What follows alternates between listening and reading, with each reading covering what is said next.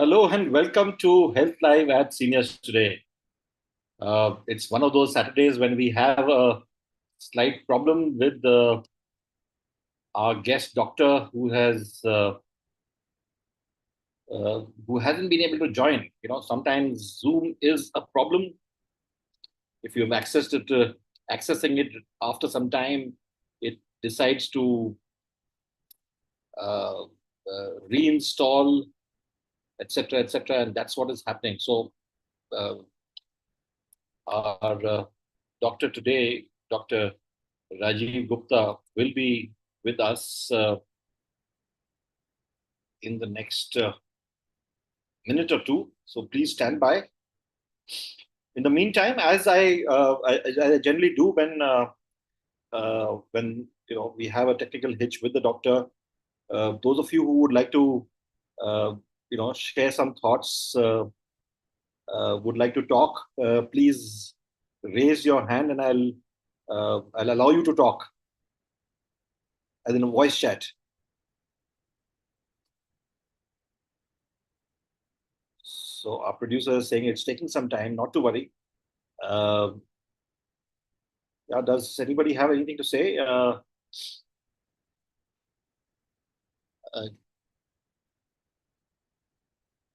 Katie Dadanchi, how are you doing?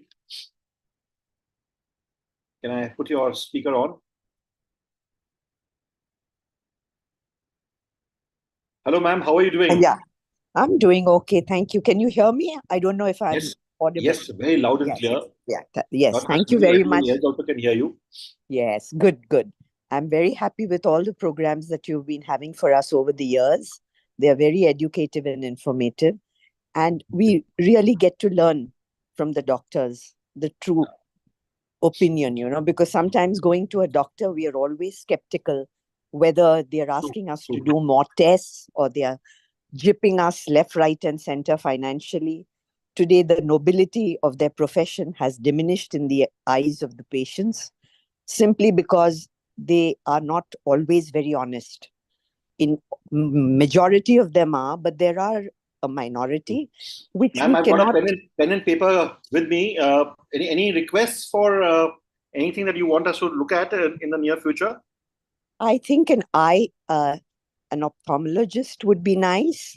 Ophthalmologist is a good idea. Yeah, we've not had an ophthalmologist for a while. I will try and get somebody in the month of July or August. For the month of June, we are kind of we've already spoken to a few doctors, so they are coming in. But that would be nice. Yes, that would be very nice. Yeah. And maybe a nutritionist who could also give us individual advice on various ailments and what kind of food we could eat to make our health better, if that is possible. Nutritionists, we normally have nutritionists around the festive time. Okay. Because that's the time when we can do it. Okay, we have Dr. Gupta here. Good evening, Dr. Gupta. Can you put on your camera?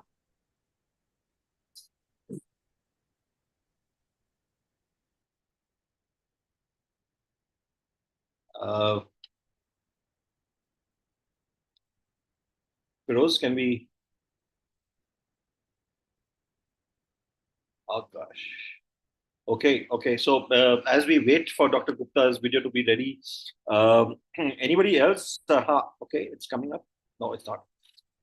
Anybody else would like to speak? Mr. Brij Duggal, you are a regular, here. Would you like to say something? Any requests for Katie? I'm sorry, I had to just disconnect with you suddenly because I thought Dr. Gupta is here, but his video is taking some time. Mr. Duggal, any suggestions do you have? Any requests or anybody else over here? Nothing. I think it's doing well. Everything is good. Thank you. Where are you based, Mr. Duggal? Katie is based in Mumbai. Where are you based? Aurangabad. What is now Chhatrapati Sambhaji Nagar. Yeah, that's right. I'm going to be in Aurangabad in the month of August, end of August. I will connect with you at that time. Please, it'll be my pleasure. Anybody else would like to say something, because we are waiting for Dr. Gupta's connection to get in place.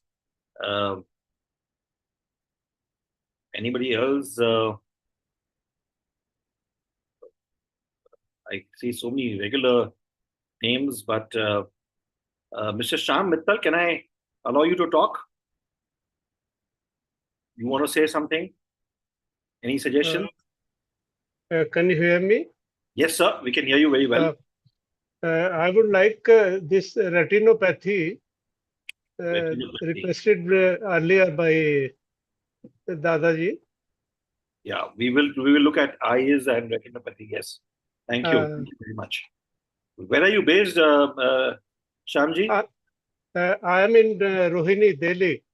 Rohini, Delhi. Oh gosh, that's heat over there is like crazy. So the session today would be good for you. Which sector are you in? I'm in Sector 9. I know somebody in one of the buildings there, Varun. Varun apartment. Yeah. Yes, there is a Varun apartment in Sector 9. Right. Anyway, good speaking to you, sir. Anybody else would like to say something? Let me see. Dinesh, Mr. Dinesh Paliwal, anything? Would you like to say something? One of the things which I will say is a special topic on sleep related things, because most of the people in this age group, they suffer from sleep. Yeah. Sleep maintenance, especially the sleep maintenance, or they get up early in the morning, 4 o'clock. So, Mr. Paliwal, what we'll do is we will have a session. We will plan a session, but we've done 2 sessions in the past on sleep. So, if you just do a search on our webinars, okay, you will you will be able to locate. But anyway, what I'll do is I'm just putting your name down, and we will try and send you those links also to the session. So we have had 2 sessions. Thank you. On sleep so far. Yeah. So you can have a look at them in the meantime. Yeah. Thank you. Anybody else? Okay, I have one question to ask all of you. Is 5 o'clock a time that is suitable to you, or would you prefer 6 o'clock? So those of you who have 5 o'clock, who are fine with 5 o'clock, please raise your hand on the thing and tell us. 5 o'clock? 5 baje? Oh gosh, everybody is saying 5 o'clock.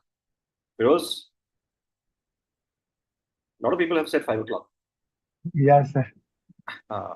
What is happening with doctor's connection? Sir, 2 minutes maximum, sir. Okay. Only 4 people. Anyway, yeah. Would anybody else like to say something? I'm sorry, we are waiting for doctor's connection, but this is an opportunity which I don't miss to connect with y'all and try and see what we can, any other sessions. Would you like to, Mr. Gilani, anything that you would like to say? Any sessions that you would like to have on? Gilani ji? Rajnikant ji? Rajnikant ji is not here. No worries. You can always write to us. My email address is editor@seniorstoday.in. You can connect with us. Marjorie Fernandez is here. Ma'am, any suggestions that you have? Any requests?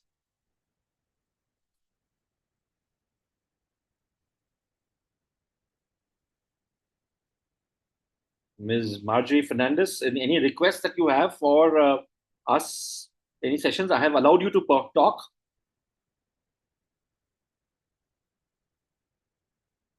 No, she is also not talking.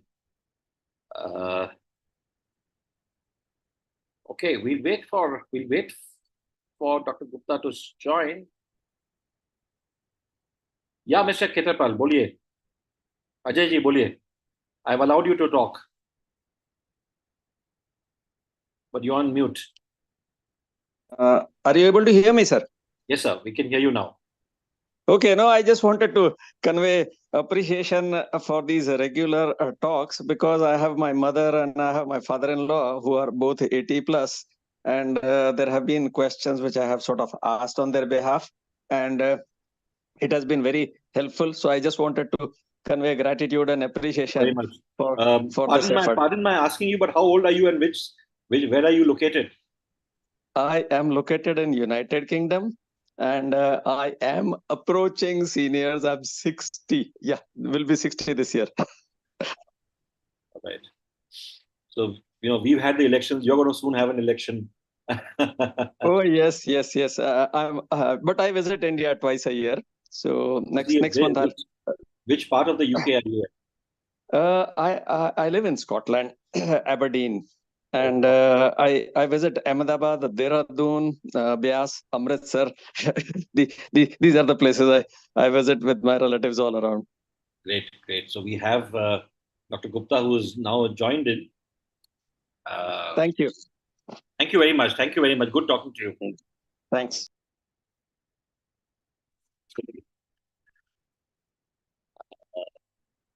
Dr. Gupta, you're on mute.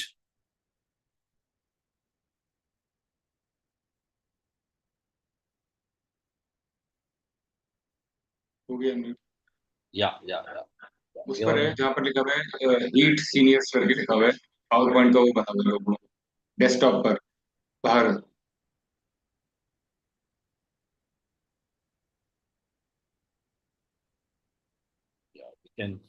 उसके ऊपर बिल्कुल right side पर last row में एक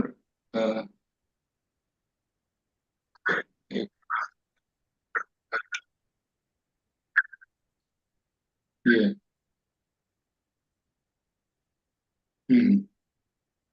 ये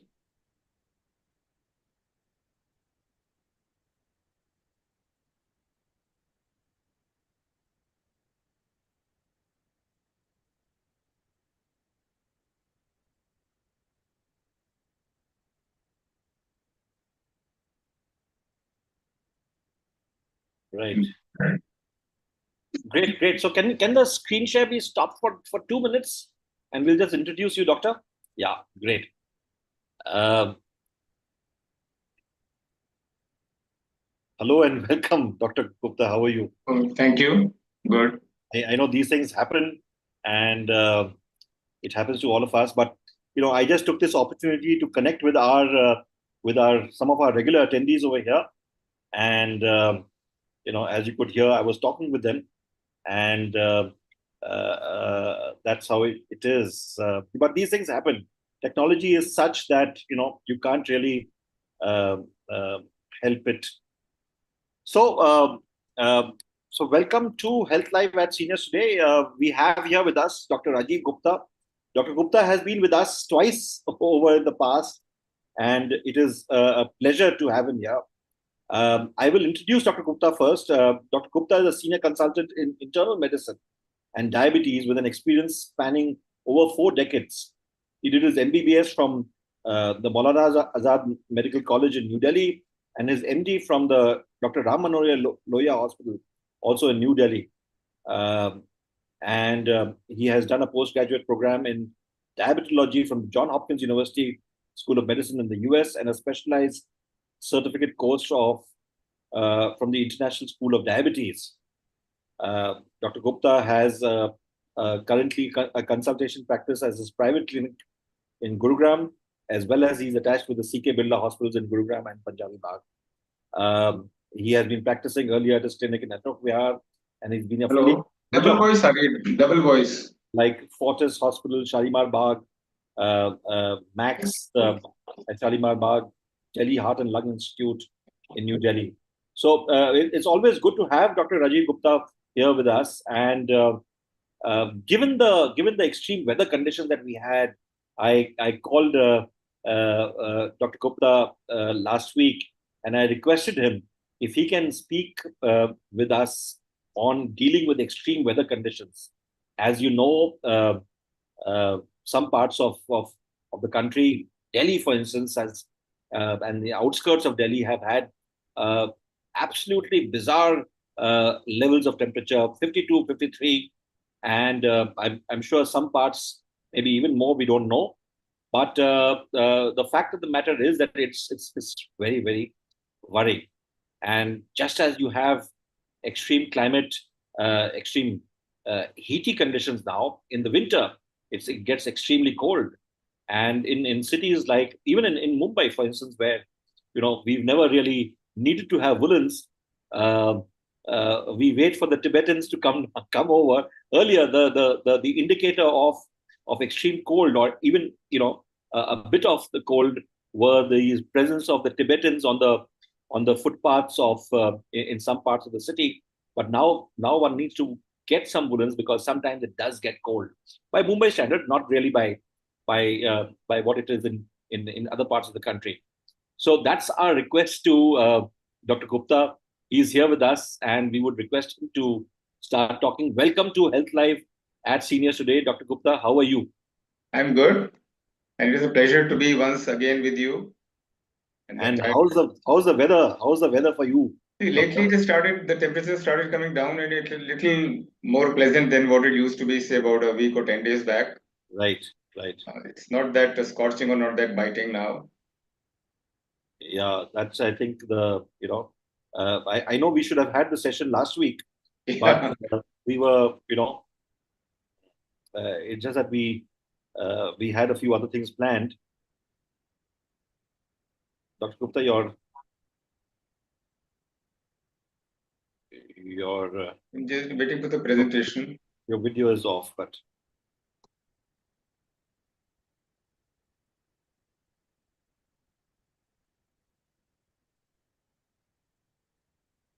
yeah. So Delhi, as I see this, is 40 degrees right now. Mumbai is 32.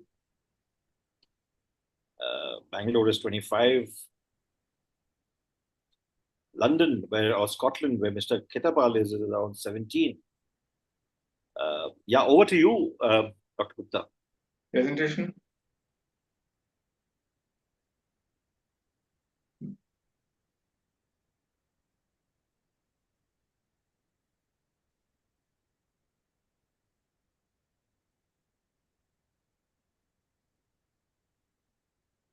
So we'll have a 15-20 minute presentation by Dr. Gupta. In the meantime, if you have any questions, please put them in the Q&A tab as always, and we will have Dr. Gupta address it.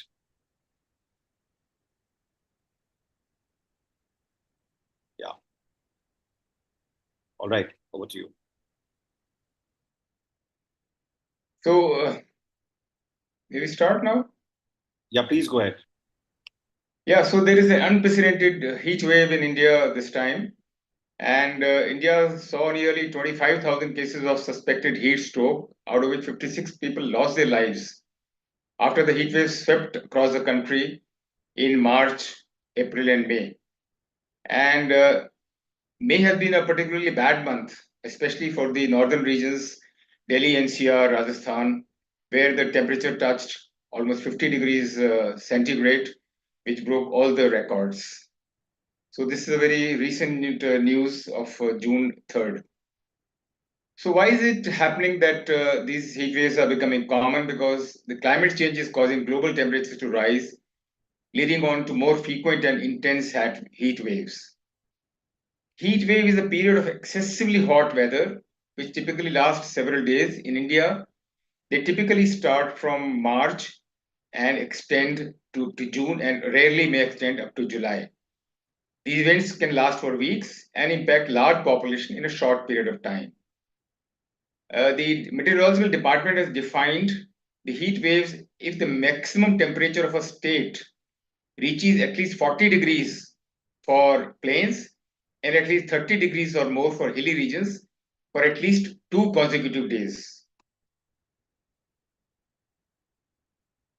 Before understanding the effects and the management of heat waves, we ought to know that how does the body stay cool? The process that helps our body to keep a healthy temperature is called thermoregulation. Thermo means heat and regulation is regulation.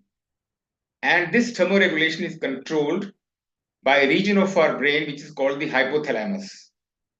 So what happens is when the skin gets hot, the hypothalamus in the brain gets activated, and it activates the receptors which are there in the skin, and they trigger sweat production, and there is a blood dilatation of the blood vessels. So this helps to dissipate the heat and maintain the normal body temperature. So this is sort of a balance. The external temperature, even if it rises, but the body, the nature has devised mechanisms inside our body where from the temperature remains constant. So what causes heat illnesses? So they are called heat related illnesses or heat illnesses. They are caused by excessive heat that increases our body's core temperature. And heat could come from exercises, from being inside a closed space, hot space, or from very hot weather. Now, when the body gets hot, as we discussed earlier, it relies on the evaporation of sweat to make the heat go away. But if the humidity is also high, and especially if it is more than 60%, the process of sweating becomes less efficient and it evaporates less. So the body temperature rises, and it's an equation. So if the absorption of heat is more than the dissipation, the body temperature starts rising. And heat illness occurs when the body can't get rid of heat. At the same time, the salt and water balance is disrupted and the temperature rises. So the adverse effects of excessive heat or heat related illnesses accrues from the temperature, which leads on to loss of water and salt from the body. What are the health impacts of heat? Hot weather can be bad for our health. When it's hot for a long time, it can make us sick.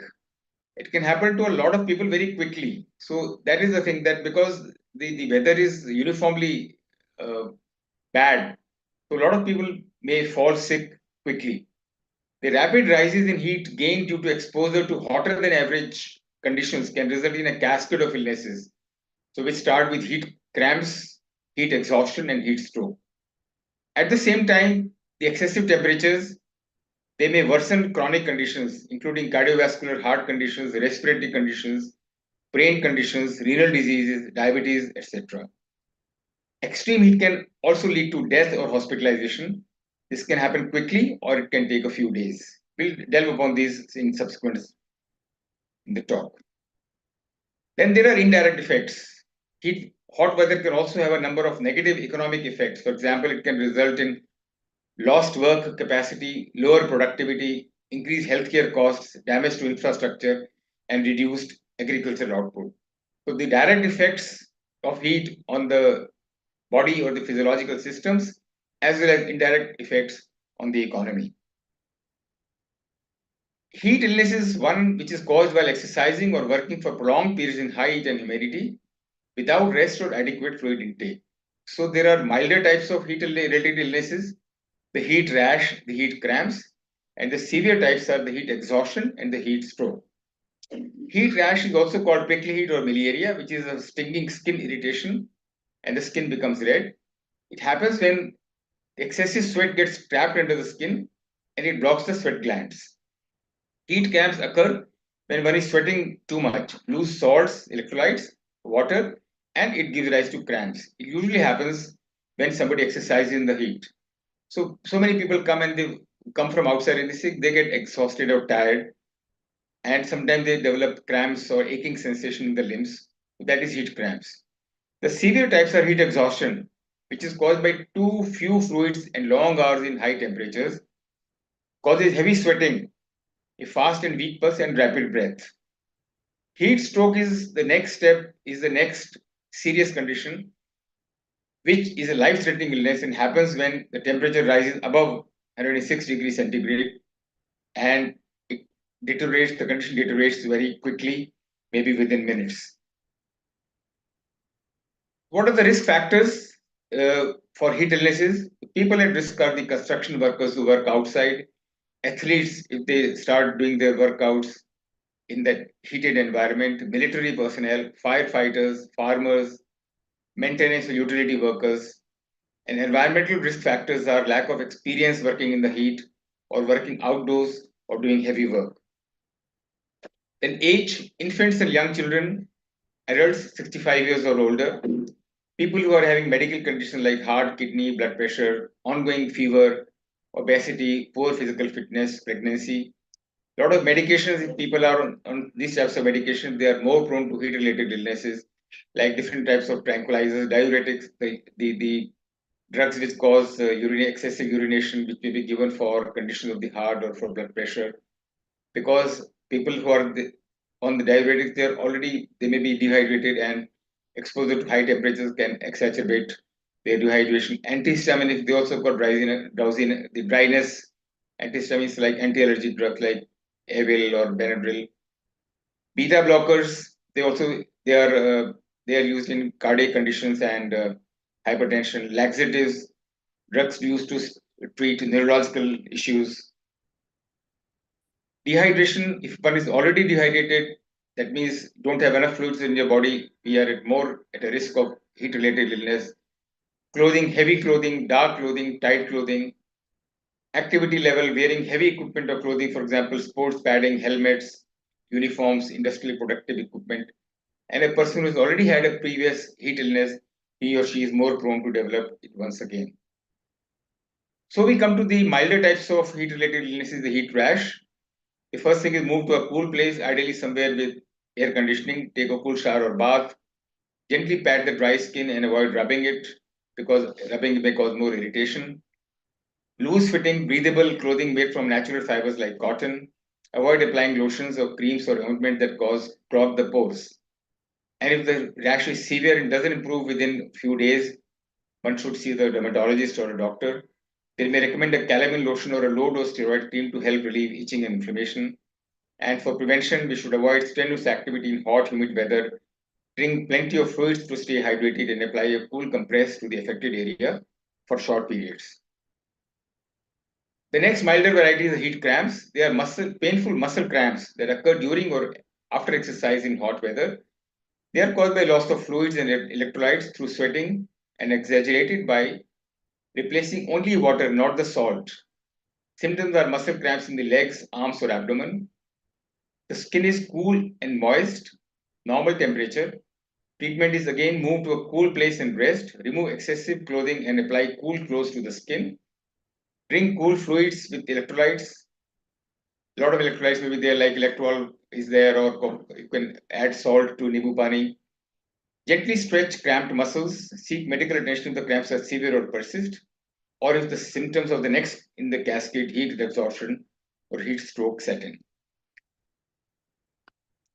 Coming to heat exhaustion is a more severe than heat cramps and results from a loss of water as well as salt in the body. It occurs with prolonged exertion in extreme heat and humid weather with excessive sweating. So it is hot and sweating without adequate water and salt replacement. It occurs when the body is unable to cool itself properly, and if left untreated can progress to heat stroke. So there is heat cramps, heat exhaustion, heat stroke. The symptoms are, as the name suggests, muscle cramps, pale, moist skin, nausea, fatigue, anxiety, and feeling of faintness. Heart rate may be high, temperature may be high, headache, and weakness. The basic treatment everywhere is move the person out of the heat into a cool place. If possible, get them into an air-conditioned room. If air conditioning is not available, find a shady spot and use fan. Lay the person down and elevate the legs. The elevation of the legs will improve with blood circulation. Loosen or remove any tight clothing. This will help in bringing the temperature down. Cool the person down by sponging them with water, giving them a cool shower, or placing cool wet clothes on the forehead and the groin. Give the person a lot of fluids to drink. Sip on a cool water drink. Avoid giving them alcohol or caffeine, as these can cause dehydration. Monitor the body's temperature. If the temperature is 102 or above, continue cooling. And if it doesn't come down, then we should seek medical attention. Once the person is feeling better, encourage them to rest in a cool place for many hours and avoid strenuous activity for the rest of the day. If the person doesn't improve after 30 minutes of home treatment, or if they experience any of the following symptoms, then one should report to an emergency.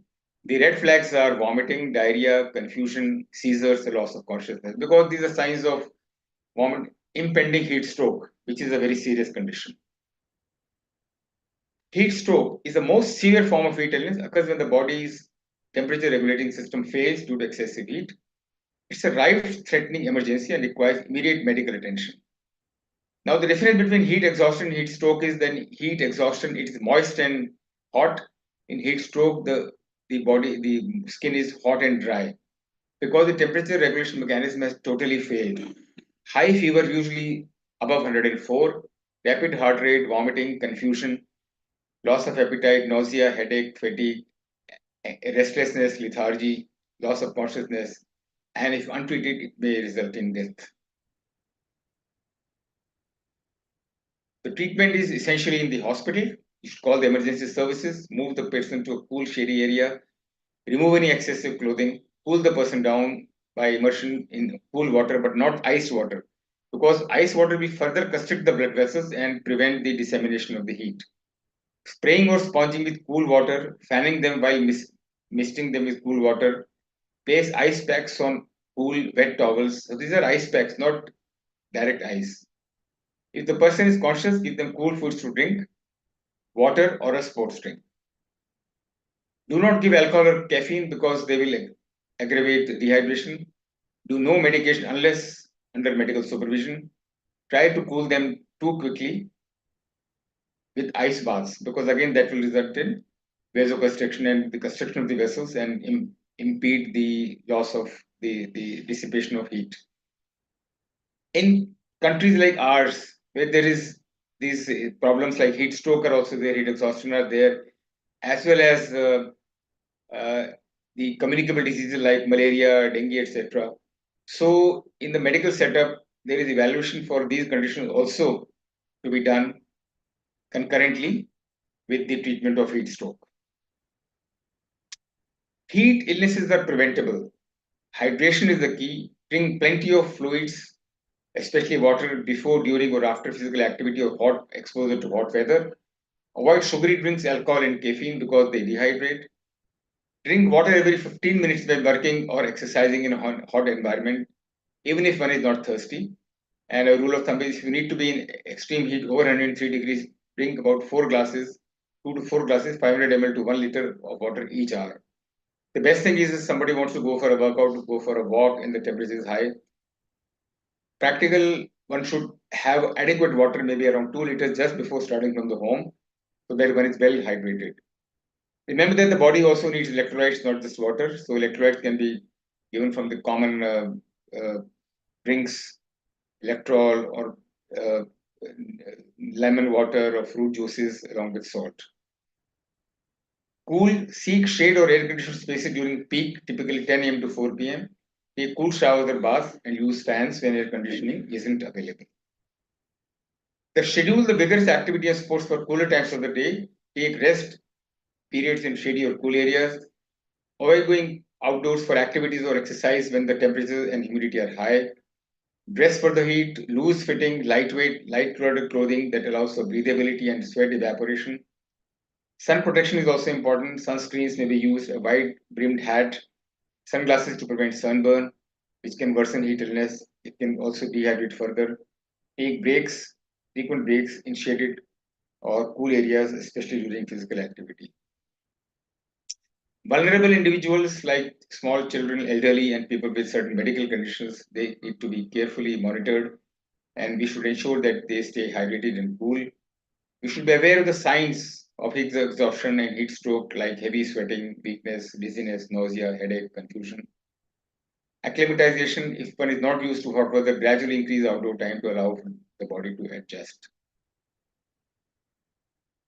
What is the prognosis or outlook for people who have heat illnesses? Patients adequately cool within 30 minutes will likely have an excellent outlook.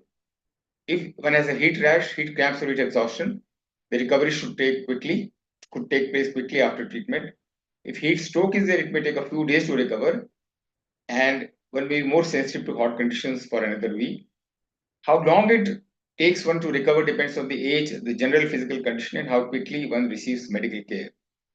So the duration of the high temperature is the key to the outcomes. So again and again, hydration, moving to a cool place, release of the tight clothings, that is the most important method to treat in the home.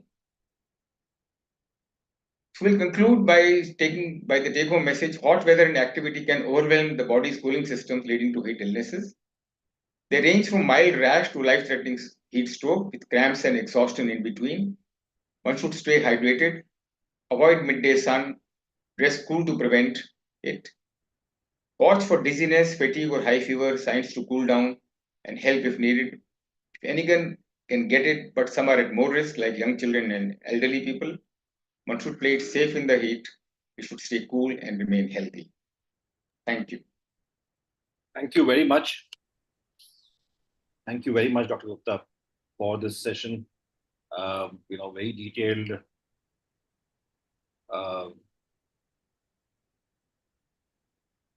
Yeah, could you put off your screen share?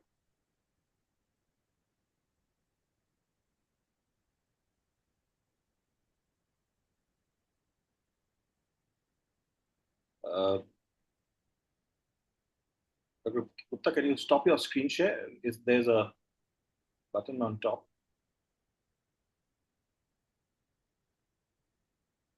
Yeah, great. Thank you. Thank you very much, Dr. Gupta, for the session, for your presentation. We have a few questions that have come in.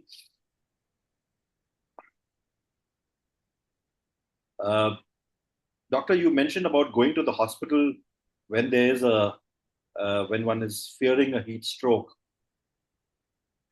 But even reaching the hospital because distances are not too short, is there any danger in reaching the hospital?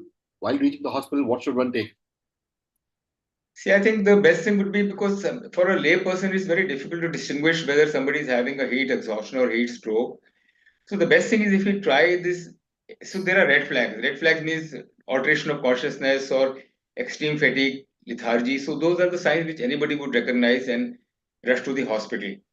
And if the patient is conscious, we should be able to. And if the patient is conscious, we should give them liquids to drink while on way to the hospital. But the best thing is that if we find that our home treatment is not getting successful, the person still complains of aches and cramps and uneasiness, I think still it is worthwhile to take the person to the hospital where they can be assessed objectively, maybe given a few drips and uh, medicines to reduce temperature, some cooling may be done. So that would be a more preemptive. I think acting preemptively would be better. A question that's come in is, Doctor, I have diabetes, and is it okay to take electrolytes like Electral, or should one just take Nimbu Pani? So either can be taken, because see, for a few 1 or 2 days, even if the sugar gets upset, it doesn't matter. But the priority would take upon the management of the dehydration and things, they would take a priority over anything else. So what maximum we can do is that we should monitor our sugar more frequently and take care of our hydration. In fact, here I would like to mention that there are some medicines which are called SGLT2 inhibitors. One of you must have heard their names like empagliflozin, dapagliflozin, and things like this, which cause a lot of diuresis and they also cause dehydration. So, irrespective of the temperature, we always give advice. So, whoever is on these types of anti-diabetic drugs, we ask them to take a lot of water to prevent dehydration. Because as we grow, our balancing systems become very vulnerable and they are on the borderline. So as we said, that people who are having chronic medical conditions, so they have to be very careful and be hydrated adequately, and so that is the prevention. Right. Doctor, we have a question. My nephrologist has suggested that I should not take too much of water after 6 o'clock in the evening.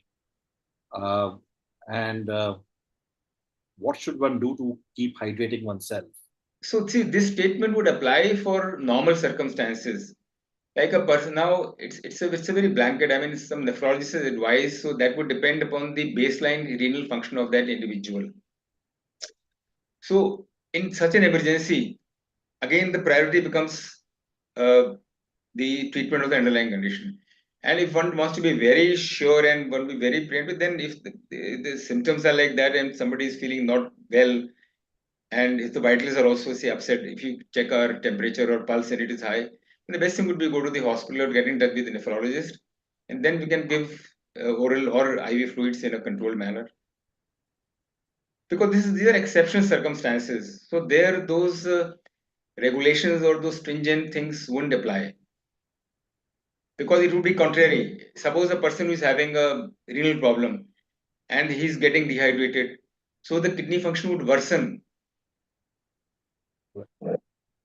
Right.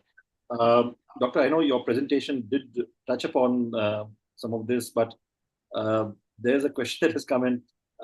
Doctor, are there some things which are an absolute no-no in terms of food that one should have? For instance, mangoes are supposed to be heaty, but they are available only in the summers. So should one have them or not?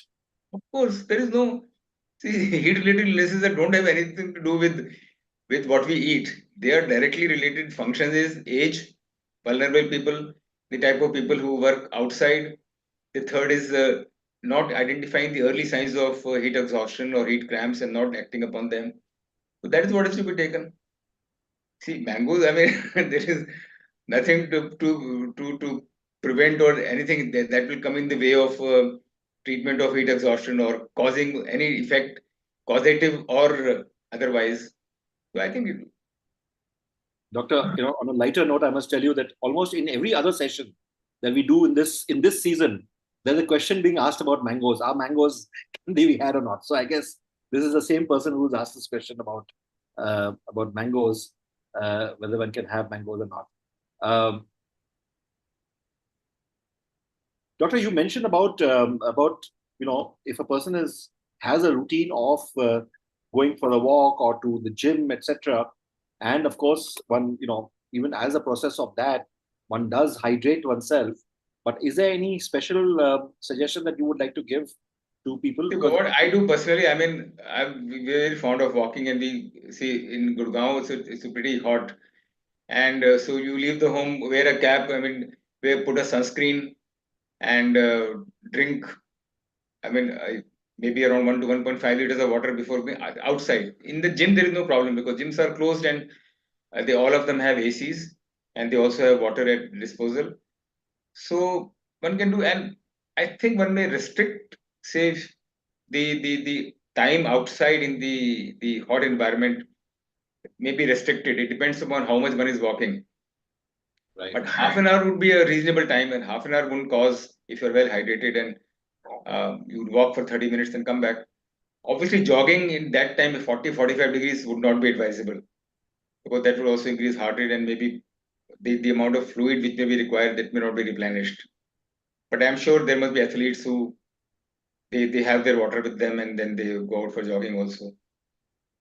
I found people have restricted. They were in here. A lot of people are very enthusiastic with the bicycle. They used to do in Gurgaon, they used to do 30-40 kilometers, but then they restrict. I had a word with them, so then now we are going to too hot. So somewhere the moderation has to be done. And if time is there, you can split your walking time in the morning and evening. Evening is relatively better. Thankfully, the cricket season is over. At least in India, the IPL season is over. So at least that sporting activity which is there, which is very strenuous, is not happening. But I'm sure there are people who are getting ready for the Olympics later this year, though they may have already gone to other parts of the world. But thank you very much, Doctor. We have a couple of questions that have come in, just come in. This is an anonymous attendee who says, my daughter, 33, has a history of slight nose bleeding during the summer. This is concerning a non-senior, but I'm still asking because it's relevant. But nose, she had profuse nose bleeding. Nose bleeding has to be managed on its own merits. Right. She had approached the doctor, but the reason couldn't be assessed. All right. So you mentioned that, and her BP is normal. Doctor, this is a question from Mr. Narendra Shah, who says, my wife is 68. She gets a lot of sweating. What is the solution? Please guide. Excessive sweating is a there's a big list of causes. So the common, if you ask me, some people have excessive sweating right from very early childhood, which is called hyperhidrosis, because these sweat glands are more active. Because there are a lot of causes. One is that the common medical problems is hyperthyroidism, where the thyroid function is more. So one needs to investigate for that. Then somebody's who's exhaustion. Some underlying cardiac problem is there where the cardiac function is not good. So basically, we have to rule out any underlying medical condition. Any one of them can cause sweating, because sweating is basically an autonomic response. Uncontrolled autonomic means which is controlled from the brain and which is not in our control. So those things have to be taken care of. One has to investigate if it really is truly excessive. Even anxiety, some people are always on the edge, very anxious. They may also have a lot of anxiety and moist palms.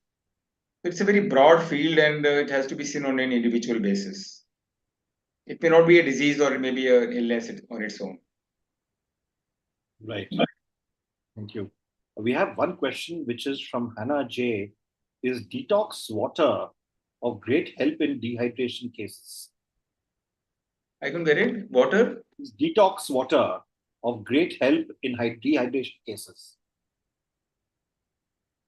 How is water helpful? Is detox water. Detox water. See, I don't know whether there is only scientific validation or not. So many people, what they do is say, fill up a jar with water and put something like tulsi or cucumber or cut oranges, something. So, they may just be benefit, but what scientific, I'm not aware of it. So whether detox, I think water itself is a detox. If you had a good amount of adequate water intake, that itself is detox. There's nothing special you have to add or something. Right. Absolutely. Thank you very much for this very detailed session. It is much in demand from our readers who requested us to do this. So thank you very much for taking time off for doing this presentation for our readers and for answering all the questions. As always, this session will be there on the Seniors Today website on Monday evening.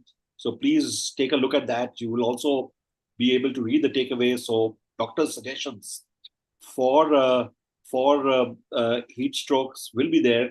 I know temperatures have reduced. Delhi, as I just checked, was 40 degrees. So not significantly reduced, but it has reduced. But keep this in mind for the next year when the summer strikes again, or if you have any family and friends who are in place zones where it is getting very hot. So please keep the suggestions in mind and do share it with as many people as possible.